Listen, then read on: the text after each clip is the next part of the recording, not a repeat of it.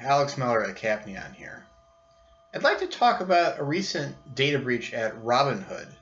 If you've been following business or finance news in the past couple of years, you've probably heard of Robinhood.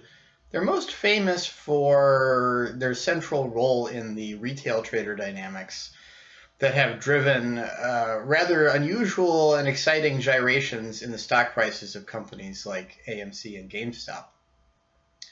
Before I get started, I would like to say if you like this video, you think somebody else would like it, please like it or leave a comment of some kind. This will let LinkedIn know that you had a good time and maybe there are other people out there like you that also have a good time that they should show the video. All right, so what happened with Robinhood? On just a couple days ago, they announced that they had been breached on November 3rd and that the attacker had accessed a considerable amount of information about Robinhood's users. And to say something rather obvious here, this is an app you're using to trade securities, and it's going to have your financial information. It's really not what you want to lose. There's a number of interesting angles on this particular breach. It's both especially clear that it puts people in further danger, and then also there's some interesting shadiness about the details and what Robinhood has said out loud. So first off, this breach came from a social engineering attack. Approximately, somebody got on the phone with Robinhood customer support and convinced that person to give them access that they should not have. So this is very common, and a lot of cyber attacks involve not only the computer angle, but some kind of human interaction that enables the computer angle, and this is a great example.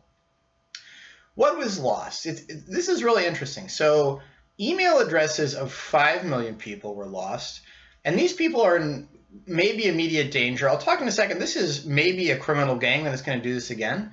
So these 5 million people's email addresses are almost certainly going to be used to do phishing and other kinds of cyber attacks. Names of 2 million people were lost, and this is where it gets interesting. These 2 million and 5 million people had a 310 person overlap, and I bet that's an interesting story of exactly why that overlap is what it is, and I don't know what that story is.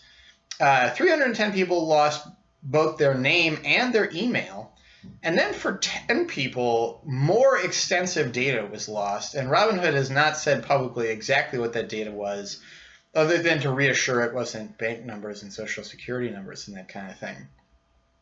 So those people in that 310 person intersection are in extra danger. Every little bit of information helps you steal somebody's identity or hijack an account from them. And then there are these 10 people that sound like they could be in really, really big trouble. Another interesting facet, and this is where Robinhood's behavior gets a little weird. They say that they were blackmailed by this attacker, but they did not say yet if they had paid the blackmail or, what was going to happen if they didn't pay. Law enforcement, of course, is working on this now. Riffing on this blackmail angle, the belief of security researchers is this attack was undertaken by a known criminal gang that does this kind of stuff all day. So you should be on guard that this kind of thing could happen to you. These people are basically professionals that have been doing this kind of thing all day. They at least a little bit know what they're doing, and in this case, they managed to get Robinhood. If you are not careful about social engineering, it could be you.